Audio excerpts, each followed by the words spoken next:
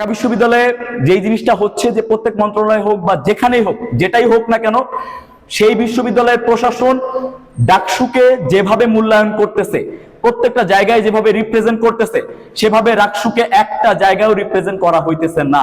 এটা আপনারা সাংবাদিকরা যারা আছেন, স্টুডেন্টরা যারা আছে, এটা খুব ভালোভাবে আপনারা উপলব্ধি করতে পারতেছেন।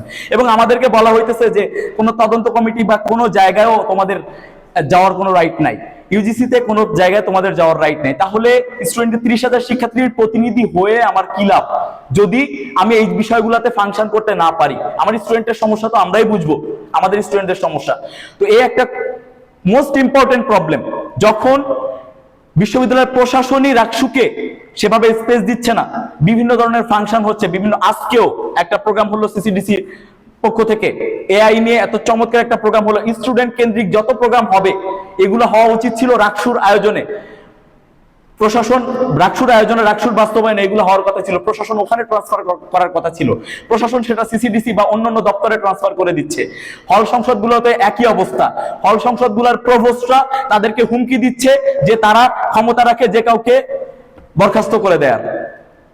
এই ব্যাপারগুলো হচ্ছে, আমরা আমাদের জায়গা থেকে আমাদের ইচ্ছা ছিল যে আপনাদের কাছে এই বিষয়গুলো ক্লিয়ার করে তারপরে যত ধোঁয়াশা আছে, আমরা এই 3 মাস কাজ করতে গিয়ে আমরা যে প্রতিবন্ধকতাগুলো শিকার হয়েছি এগুলো আপনাদের কাছে ক্লিয়ার করা।